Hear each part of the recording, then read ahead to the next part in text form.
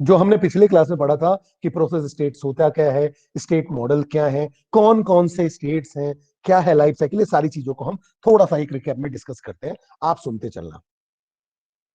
तो देखो ये वाली क्या ना, इस डायग्राम को कल हमने डिस्कस किया हुआ था, बड़े ही डिटेल में डिस्कस किया हुआ था इस डायग्राम को। इसमें हमने देखा था कि जब भी आप प्रोसेस को क्रिएट करते हो तो न्यू स्टेट में जाता है। जब भी आपने प्रोसेस को क्रिएट किया न्यू स्टेट में जाता है।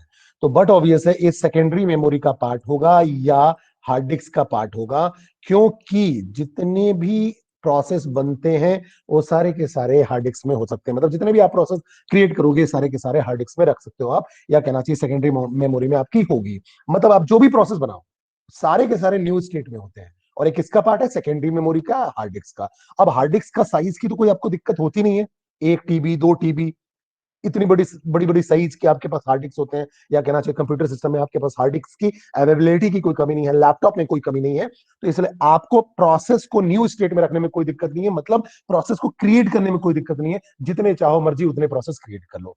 उसके बाद होता क्या है बेटा, उसको रेडी क्यू में भेजना पड़ता है। रेडी क्यू का सिंपल मतलब ये होता है कि रेडी क्यू क्या करता है, ये देखता है कि अब इनमें से मुझे कितने प्रोसेस को रेडी क्यू में लाना है जिसको बाद में मैं फर्दर एग्जीक्यूट करूंगा। तो ये रैम का पार्ट होता है, ये रैम का पार्ट है, जहां सिंपल जो आपका लॉन्ग टर्म शेड्यूलर आता है, LTS long term scheduler, long term scheduler क्या करता है, डिसाइड करता है कि कितने प्रोसेस को मैं न्यू से उठा के रेडी में रख दूं जिसको मैं एग्जीक्यूट करवा पाऊं। ठीक है। उसके बाद बात आती है कि अब ये रैम का पार्ट हो गया, ये प्राइमरी मेमोरी का पार्ट हो गया, तो इसमें सारे के सारे प्रोसेस आपके नहीं आ पाएंगे। न्यू में तो आप जितने चाहो रख लो, लेकिन रेडी में आपके पास लिमिटेड अमाउंट है। रैम जो होगा आपका 4 GB का होगा, 8 GB का होगा, 16 GB का होगा मैक्सिमम। तो लिमिटेड अमाउंट ऑफ मेमोरी होने के चलते यहां पूरे प्रोसेस को नहीं ला पाते हो। तो लॉन्ग टर्म शेड्यूलर जो होता है वो डिसाइड करता है कि न्यू में से रेडी स्टेट में कितने लोगों को लाना है या कितने प्रोसेस को लाना है। ठीक है। उसके बाद अगर हम बात करें, उसके बाद की बात करें, ठीक है, तो उसके बाद उसमें से जो भी प्रोसेस है, उसके बाद उसमें से जो भी प्रोसेस है उसको हम क्या करते हैं, शेड्यूल करते हैं या डिस्पैच करते हैं। ठीक है।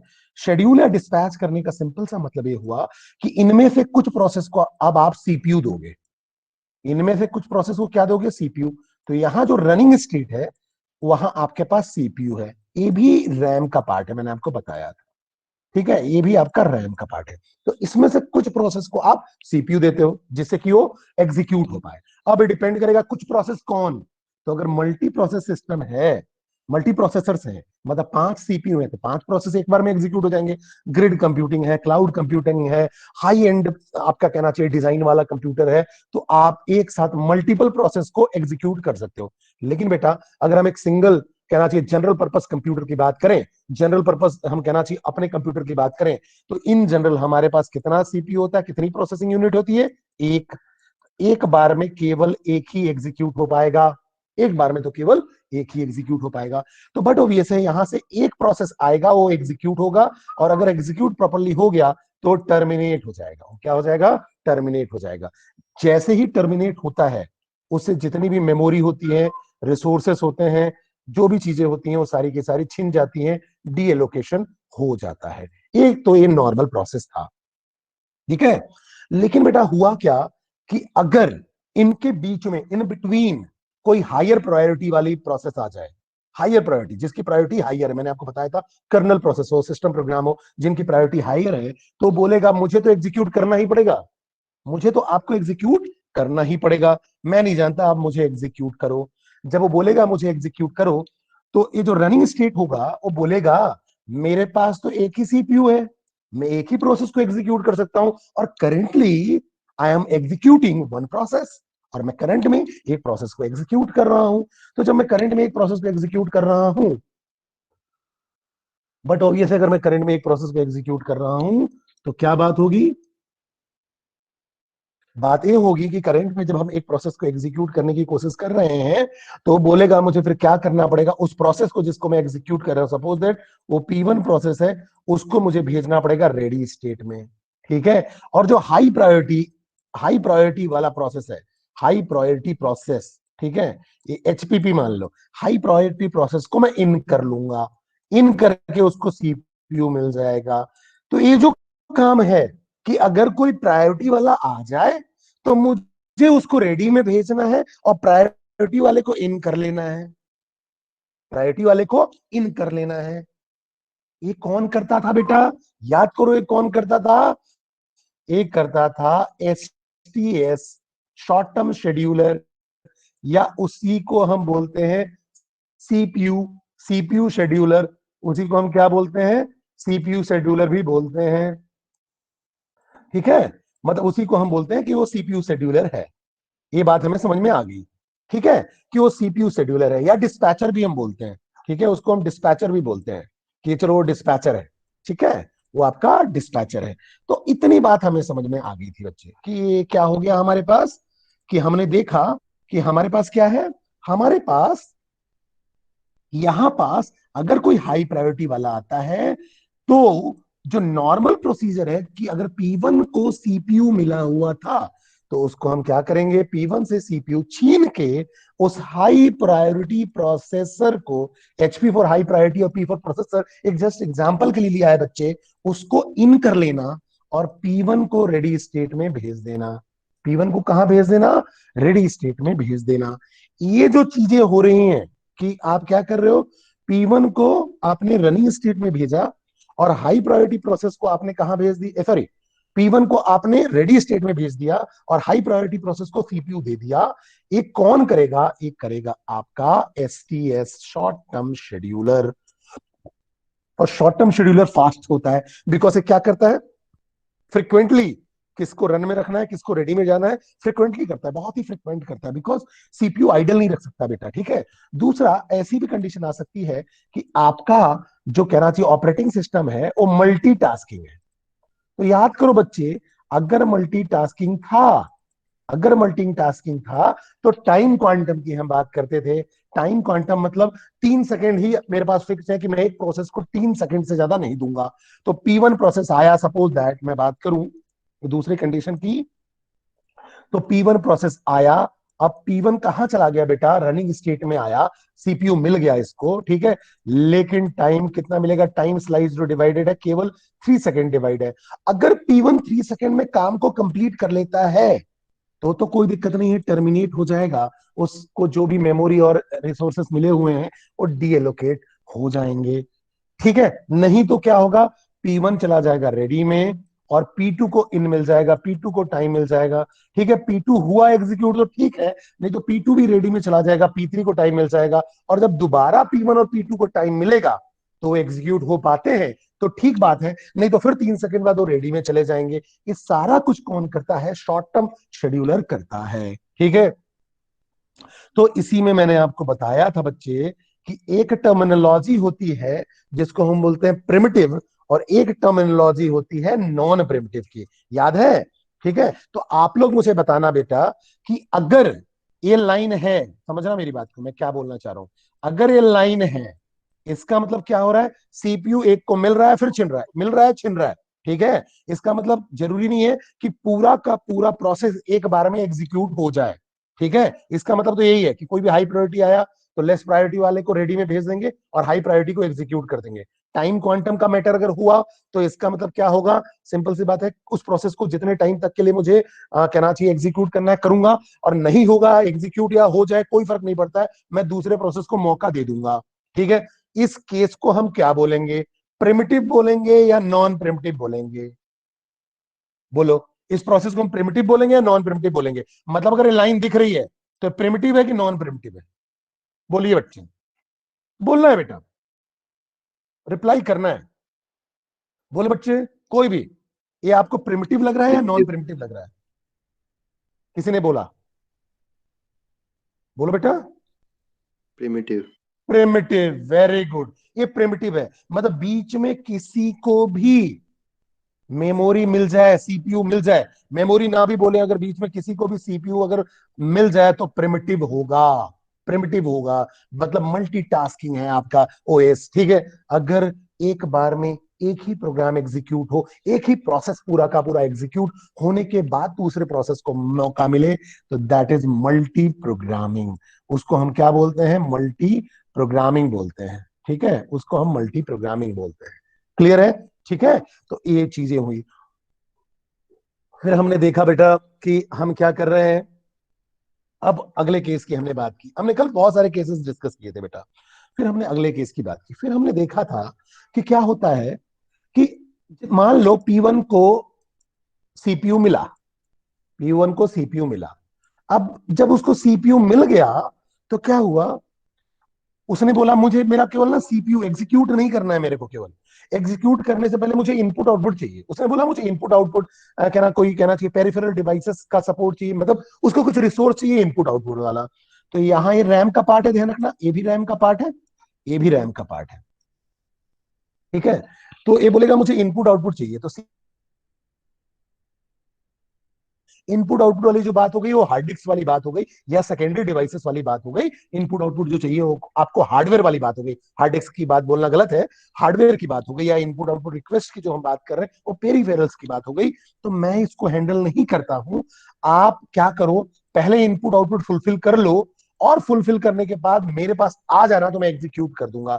तो उसको भेज देता है वो वेट स्टेट में या ब्लॉक स्टेट में। उसको कहां भेज देता है, वेट स्टेट में भेज देता है, या भेज देता है ब्लॉक स्टेट में। ठीक है,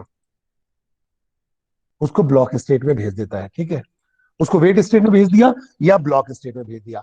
अब जब बेटा वेट स्टेट और ब्लॉक स्टेट में भेज दिया, इसको हम बोलते हैं, ये भी रैम का पार्ट है, ये भी एक रैम का ही पार्ट है, जिसमें अब क्या होगा, अगर उसको इनपुट आउटपुट रिसोर्सेस मिल जाएंगे तो वापस इसमें नहीं जाएगा, वापस रन में नहीं चला जाएगा, वापस से वो रेडी में जाएगा। क्यों? क्योंकि यहां फिर सीपीयू शेड्यूलर है, वही शेड्यूल कर सकता है कि आपको जो सीपीयू शेड्यूलर, या इसको हम बोलते हैं एसटीएस, शॉर्ट टर्म शेड्यूलर, वही डिसाइड कर सकता है कि रेडी से रन में ले जाना है नहीं ले जाना है, किसको ले जाना है, कितनों को ले जाना है। ये कौन डिसाइड करेगा? एसटीएस ही डिसाइड करेगा। तो वापस से आप वेट से यहां नहीं जा सकते, ध्यान रखना, ये पॉसिबल नहीं है। आपको वेट में अगर आप हो, जब आपको इनपुट आउटपुट जो आपने रिक्वेस्ट की थी अगर वो मिल जाता है, तो मिल जाने के बाद आप रेडी में चले जाओगे, और रेडी में जाने के बाद फिर से आप रन में, और एग्जीक्यूट अगर आप हो गए तो कोई बात नहीं, एग्जीक्यूशन हो गया। अब हुआ क्या, अगली केस की हम अगर बात करें, तो अगला स्टेप ये था कि ऐसा होता गया कि पहला प्रोसेस आया P1, वो भी वेट में चला गया, P2 आया, वो भी वेट में चला गया। क्यों? क्योंकि उसको भी इनपुट आउटपुट चाहिए था, P3 को भी चाहिए था, ऐसे करके Pn को भी, सबको, या समझ लो कि मैक्सिमम प्रोसेस को क्या चाहिए था, इनपुट आउटपुट चाहिए था, इनपुट आउटपुट की रिक्वेस्ट थी। तो ये भी खाली है, अगर आप देखो रेडी भी से भी यहाँ खाली होता जा रहा है, लेकिन वेट जो है एक पोजीशन पे मान लो फुल हो गया, क्योंकि ये रैम का पार्ट है, रैम का पार्ट है तो लिमिटेड मेमोरी है बेटा, तो फुल हो सकता है। अगर फुल हो गया तो अब फिर से नया प्रोसेस आया, और इसको यहां कहां जाना है, वेट में जाना है, क्योंकि उसको इनपुट आउटपुट चाहिए। तो वेट वाला बोलेगा भाई मैं तो फुल हो गया, अब मैं नहीं झेल सकता आपको। तो क्या करेगा, उसको क्या करेगा, स्वैप आउट कर देगा। स्वैप आउट करना का मतलब हुआ उसको बाहर फेंक देगा, कहां, सस्पेंड वेट में, या सस्पेंड ब्लॉक स्टेटस में, सस्पेंड ब्लॉक स्टेटस में। ये जो होता है आपका हार्ड हार्ड डिस्क का पार्ट होता है, या सेकेंडरी मेमोरी का पार्ट होता है। तो यहां भेज देगा, तो यहां कोई दिक्कत नहीं है, जितने को आपको धकेलना है धकेल दो। तो इसका मतलब स्वैप आउट हुआ, मतलब आपने क्या किया, उस प्रोसेस को सस्पेंड कर दिया। जब आपका प्रोसेस सस्पेंड हो गया बच्चे, तो प्रोसेस जैसे ही आपका सस्पेंड हुआ, प्रोसेस जैसे ही आपका सस्पेंड हो गया, आपने उसको सेकेंडरी मेमोरी में भेज दिया। सेकेंडरी मेमोरी में अगर वो चला गया, तो सेकेंडरी मेमोरी में जैसे ही गया, अब वो क्या करेगा, वेट करता रहेगा। कब तक वेट करता रहेगा? जब तक कि वेट ब्लॉक खाली ना हो जाए। अगर वेट ब्लॉक खाली हो जाएगा तो रिज्यूम हो जाएगा, यहाँ रिज्यूम होने के बाद जैसे ही इसको इनपुट आउटपुट मिलेगा, फिर से रेडी में चला जाएगा। रेडी से सीपीयू शेड्यूलर उसको रन में लेके जाएगा, जब भी उसकी प्रायोरिटी आएगी या जब भी उसका मौका आएगा, या based on the CPU scheduling algorithm उसको इन करेगा, एग्जीक्यूट करेगा, टर्मिनेट कर देगा, डी एलोकेशन प्रोसेस हो जाएगा। ये अगला हमारा स्टेप था। उसके बाद हम बात करें, ऐसा भी होगा कि सस्पेंड वेट में कोई प्रोसेस मान लो P1 पड़ा हुआ था, और वो बार बार रिज्यूम होने की कोशिश कर रहा है, बार बार रिज्यूम होने की कोशिश कर रहा है, बार बार रिज्यूम होने की कोशिश कर रहा है, लेकिन ये वेट जो है हर समय फुल शो हो रहा है, हर समय फुल शो हो रहा है। उस केस में, उस केस में क्या करता है, उस केस में इसको सस्पेंड रेडी के स्टेट में भेज दिया जाता है। सस्पेंड रेडी जो होता है वो भी आपका कहना चाहिए सेकेंडरी मेमोरी का पार्ट होता है। ठीक है, तो वहां भेज देता है। वो कब भेज देता है? जब आपको क्या कहते हैं, वेटिंग में जगह नहीं मिल पाती है, बार बार वेटिंग फुल होता है, तो आपको कहां भेज देता है वो, सस्पेंड रेडी में, कि भाई जा तू अब सस्पेंड रेडी में चले जा। ठीक है, इसका मतलब क्या हुआ, इसको हम बोलते हैं बैकिंग स्टोर। बोले कि अब यहां से मैं तो तुझे वेट में नहीं कहना चाहिए, रेडी में भेज नहीं पा रहा हूं ना, क्योंकि वेट के बिना रेडी में जा नहीं पाएगा, वेट के बिना रेडी में जा नहीं पाएगा, इसलिए इसको सस्पेंड रेडी में भेज दिया गया। भाई सस्पेंड रेडी होता क्या है समझना, न्यू से प्रोसेस आते गए, न्यू से प्रोसेस आते गए, न्यू से प्रोसेस आते गए, लेकिन रेडी से रन जो है ना, जब तक यहाँ एग्जीक्यूशन फाइनल नहीं होता तब तक यहां से कहना चाहिए प्रोसेस आगे तो शिफ्ट होंगे नहीं, क्योंकि एक एक प्रोसेस ही आना है, यहाँ तो यूनी प्रोसेसर है तो एक एक प्रोसेस आना है। तो ऐसा केस हुआ कि रेडी आपका फुल हो गया, रेडी आपका फुल हो गया। अगर रेडी फुल हुआ तो रेडी क्या करता है, बोलेगा मेरे पास अब जगह नहीं है, मैं सस्पेंड कर दूंगा, तो वो क्या कर देगा, स्वैप आउट कर देगा। क्या कर देगा, स्वैप आउट कर देगा। ये जो स्वैप आउट और स्वैप इन होता है वो मीडियम टर्म शेड्यूलर का काम होता है। यहां भी जो स्वैप आउट और स्वैप इन हो रहा था वो मीडियम टर्म शेड्यूलर का काम होता है। मीडियम टर्म शेड्यूलर क्या करता है, देखता है कि अगर रेडी या वेट ब्लॉक फुल होता है तो क्या करता है, जैसे रेडी फुल हुआ तो एक सस्पेंड रेडी बना देगा, सस्पेंड रेडी बनाया वहां उसको सस्पेंड कर देगा, जितने भी सस्पेंडेड प्रोसेस होंगे रेडी वाले उसको सस्पेंड रेडी में रख देगा। इनको रिज्यूम कब करेगा, जब रेडी एम्प्टी होने लगेगा। ठीक है, तो यहां मीडियम टर्म शेड्यूलर आएगा जो क्या करेगा, प्रोसेस को सस्पेंड कर देगा अगर रेडी क्यू फुल है, और प्रोसेस को रिज्यूम करेगा अगर रेडी एम्प्टी है। ये मीडियम टर्म शेड्यूलर का काम होता है, इसलिए इसको हम स्वैपर शेड्यूलर भी बोलते हैं, बिकॉज देखो स्वैप आउट कर देता है, सस्पेंड कर देता है, और स्वैप इन करता है जब मेमोरी अवेलेबल हो जाती है। वेट ब्लॉक में भी क्या हुआ, ये सस्पेंड कर दिया, अगर वेट ब्लॉक फुल हो गया तो सस्पेंड वेट में चला गया, हार्ड डिस्क का पार्ट है, और बार बार जब सस्पेंड वेट वाला प्रोसेस वेटिंग वाले ब्लॉक से बोलेगा कि मुझे इन कर लो, इन कर लो, इन कर लो, वो बोलेगा मैं फुल हूं, फुल हूं, फुल हूं, तो वापस से इसको कहां भेज देगा, सस्पेंड रेडी में। अब ये सस्पेंड रेडी से रिज्यूम होने की कोशिश करेगा, रेडी में जाने की कोशिश करेगा। अगर इसको मौका मिल गया, रिज्यूम हो गया, जो कि एमटीएस तय करेगा कि रिज्यूम होने देना है कि नहीं होने देना है, आपका वेट जो बफर है, वेट मेमोरी है, वो आपका खाली हुआ या नहीं हुआ। अगर खाली हो गया तो रिज्यूम कर देगा, रिज्यूम किया, इनपुट आउटपुट मिला तो फिर रेडी में चला जाएगा। ये सारा का सारा प्रोसीजर था जिसको हम प्रोसेस स्टेट डायग्राम या life cycle of process model या प्रोसेस स्टेट्स बोलते हैं। ये पूरा क्लियर है या नहीं क्लियर है, बताओ बेटा, कोई भी दिक्कत, किसी को कोई कंफ्यूजन है तो बोलो, बोलिए बेटा, बोलिए बच्चे, क्लियर है यहां तक? Yes sir. Yes sir. Yes sir. ठीक है, तो मैंने पिछली क्लास में शेड्यूलर्स भी बताया था कि लॉन्ग टर्म शेड्यूलर कहाँ यूज होगा, शॉर्ट टर्म शेड्यूलर कहाँ यूज होगा, और मीडियम टर्म शेड्यूलर कहाँ होगा। ठीक है, अब अगर हम प्रोसेस स्टेट मॉडल की बात करें तो प्रोसेस स्टेट मॉडल इतने टाइप के होते हैं। मैंने जो अभी डिस्कस किया, ये जो डिस्कस किया वो 7 स्टेट है। ठीक है, एक कंप्लीट 7 स्टेट है, मैंने बता पूरा पहले दिया, अब मैं डिवीजन बताऊंगा तुमको, देखना। ठीक है, तो 2 state, 3 state, 5 state, 6 state, 7 state. ठीक है, 2 स्टेट में क्या होगा समझना, 2 स्टेट में केवल 2 स्टेट होती है। 2 स्टेट में पेपर में आपके पास प्रोसेस मॉडल आएगा तो जो मैंने अभी समझाया वो बताना है आपको, वो कंप्लीट है। लेकिन प्रोसेस मॉडल को हम कितने टाइप में डिवाइड कर सकते हैं, जैसे कि यहां हम बात करें प्रोसेस स्टेट मॉडल कितने टाइप के होते हैं वो मैं बता रहा हूं। तो 2 स्टेट में केवल 2 स्टेट होंगे, एक होगा रनिंग, एक होगा नॉट रनिंग। मतलब नॉट रनिंग मतलब सिंपल सी बात है, प्रोसेस वेटिंग फॉर एग्जीक्यूशन, या कोई रेडी नहीं होता, कोई न्यू नहीं होता, ध्यान रखना।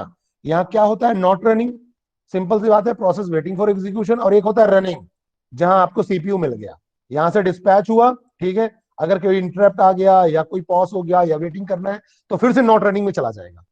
कुछ भी हुआ मतलब सीपीयू छीना मतलब नॉट रनिंग में चला गया, simple process waiting for execution हो जाएगा, और एक रनिंग हो जाएगा। ये 2 स्टेट मॉडल है।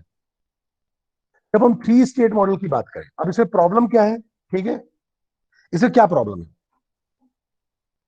जब डिस्पैचर न्यू प्रोसेस को लाएगा from not running state to running state, the process might still be waiting for some event और इनपुट आउटपुट रिक्वेस्ट जिसको आपने हैंडल ही नहीं किया।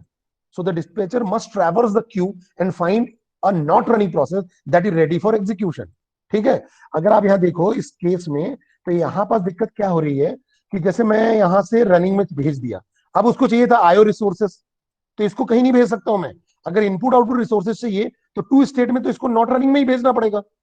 ठीक है, तो बड़ा मुश्किल हो जाएगा, क्यों, क्योंकि यहां तो और भी प्रोसेस होंगे ना, और नॉट रनिंग में फिर से पहुंच गया, जबकि उसको कहां भेजना चाहिए था, स्पेसिफाई करना चाहिए था कि इसको इनपुट आउटपुट में, इनपुट आउटपुट के लिए चाहिए, मतलब इनपुट आउटपुट के लिए वेट कर रहा है, तो ये रेडी वाले में नहीं जाना चाहिए था, पहले इनपुट आउटपुट मिल जाता तो जाके ये फिर से नॉट रनिंग में जाता। लेकिन दिक्कत क्या हो रही है कि 2 स्टेट में आपके पास 2 स्टेट ही है, एक नॉट रनिंग, एक रनिंग, तो जितने नॉट रनिंग वाले हैं वो सब नॉट रनिंग में है, अब पता नहीं वो किस चीज के लिए वेट कर रहे हैं, ये डिफरेंशिएशन करना पॉसिबल नहीं हो रहा है। तो 3 स्टेट मॉडल बनाया गया। 3 स्टेट मॉडल अगर आप देखो तो 3 स्टेट मॉडल में क्या किया गया, यहाँ न्यू तो नहीं बनाया गया, एक रेडी बना दिया गया, रनिंग बना दिया गया और वेट बना दिया गया, मतलब इनपुट आउटपुट को हैंडल कर लिया गया। ठीक है, लेकिन अब ये सारे के सारे प्रोसेस रेडी में ही है, और रेडी में है तो इसका मतलब रैम में है। समझो मेरी बात को, ये क्या है, रैम में ही है।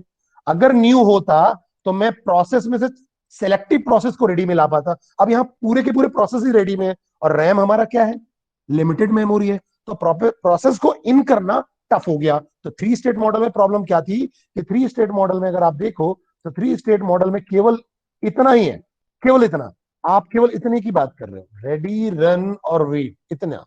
तो यहां सबसे ज्यादा प्रोसेस को आप होल्ड कर पाते, ये वाला है ही नहीं पॉसिबल। ठीक है, तो इसमें भी ये दिक्कत थी, आप प्रोसेस को होल्ड नहीं कर पा रहे हो, तो ये 3 स्टेट मॉडल में दिक्कत थी।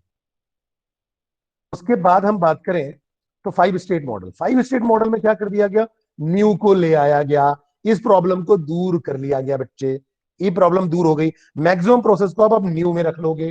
ठीक है, तो 5 स्टेट अगर मॉडल में बताऊं अपने मेन डायग्राम में, तो 5 स्टेट मॉडल क्या होगा, कुछ ऐसा होगा। जैसे अगर मैं इसको क्लियर करूं तो आप अगर देखो तो 5 स्टेट मॉडल ए है, ये ऐसा है, ये सिंपल ऐसा, ये है 5 स्टेट मॉडल। ठीक है, देखो यहाँ जैसे कि हमने अभी 3 स्टेट देखा था ना, 3 स्टेट, और टर्मिनेशन हर में हो रहा है ना, तो टर्मिनेशन को मैं स्पेसिफाई नहीं कर रहा हूँ, ये टर्मिनेशन है, मैं मान के चल रहा हूँ, टर्मिनेट तो हर जगह होगा, जहां भी टर्मिनेशन की बात हो रही है टर्मिनेट होगा। ठीक है, 3 स्टेट में भी टर्मिनेट होगा और 2 स्टेट में भी टर्मिनेट होगा, तो ये वाला इंक्लूडेड है, ध्यान रखना ये इंक्लूडेड है। या इसको मैं अच्छे से बताऊं आपको तो समझो फिर से, 3 स्टेट मॉडल में केवल इतना पोर्शन, ये इतना। ठीक है, क्योंकि टर्मिनेट तो होगा ही होगा। अगर 5 स्टेट मॉडल की बात करें तो न्यू भी जुड़ गया, मैक्सिमम प्रोसेस को आप वेट करा दोगे, लेकिन फिर बाद में क्या जरूरत पड़ेगी कि अगर वेटिंग भी फुल हो जाए तो कैसे हैंडल करेंगे, तो सस्पेंड वेट आया, और रेडी भी फुल हो जाए तो क्या आया, सस्पेंड रेडी। तो ये 7 स्टेट मॉडल होता है, एक कंप्लीट 7 स्टेट है। 5 स्टेट में केवल यहां से ये यहां तक ही था, ये केवल इतना ही था, सस्पेंड 7 स्टेट में आया। तो बस ये डिफरेंसेस होते हैं आपके 3 स्टेट। ठीक है, सबको हैंडलिंग की तरीके की बात है कि 3 स्टेट में न्यू की दिक्कत थी कि हम प्रोसेस को मैक्सिमम कहां रखें, 5 स्टेट में प्रोसेस रख लिया, लेकिन अगर वेटिंग फुल हो जाए और रेडी भी फुल हो जाए तो उनको हम कहां रखें, तो सस्पेंड रेडी और सस्पेंड वेट की बात आई। तो वो आ गया आपका आती है पहले 6 स्टेट में। 6 स्टेट में आपने केवल वेटिंग का सस्पेंड बनाया, वेटिंग का सस्पेंड, और 7 स्टेट में आपने रेडी का भी सस्पेंड बना दिया। 7 स्टेट में देखो रेडी का भी सस्पेंड बन गया। ठीक है, तो ये दोनों चीजें हैंडल फिर 6 में और 7 में हुई। 6 में बस ध्यान रखना है कि 6 में हमने क्या किया है, 6 में हमने वेटिंग का सस्पेंड बनाया, और 7 में हमने रेडी का भी सस्पेंड बना दिया, बस इतना ही डिफरेंस होता है। ठीक है, तो अगर हम, और बाकी जो मैंने बताया आपको, ब्लॉक सस्पेंड, रेडी सस्पेंड, ये ऑलरेडी मैंने आपको डिस्कस कर लिया है, सारी चीजें ऑलरेडी डिस्कस कर लिया है, कहाँ क्या होना चाहिए। जैसे कि देखो, minimum number of state through which a process compulsory goes through is 4। Minimum कितने होते हैं, जैसे कि अगर हम बात करें सबसे मेन, अगर अपन मेन चीजों की बात करें तो न्यू होता है, रेडी होता है, ठीक है, फिर रनिंग होता है, और रनिंग के बाद हमारा टर्मिनेट होता है, ये 4 होते हैं। और इससे थोड़ा ऊपर बढ़ेंगे तो फिर वेटिंग हो जाता है, ये मेन। ठीक है, the state are new state, ready state, run state and terminate state. However if a process also require the input output, तो वेटिंग आ जाता है। ठीक है, single processor can not handle more than one process, तो वहां CPU में केवल एक ही प्रोसेस जाएगा। एन प्रोसेसर है, एन प्रोसेसर्स हैं तो एन प्रोसेस हैंडल हो जाएंगे। देखो कौन किस मेमोरी में होता है, न्यू स्टेट सेकेंडरी मेमोरी या hard disk, ready state main memory, run state main memory, wait state main memory, suspend wait suspend ready state, ये मैंने आपको बताया था सेकेंडरी मेमोरी का पार्ट होते हैं। टर्मिनेट तो टर्मिनेट करने के लिए, डी एलोकेशन के लिए, तो कोई मेमोरी के पार्ट नहीं है, आप तो मेमोरी छीन रहे हो, डी एलोकेट कर रहे हो। ठीक है, तो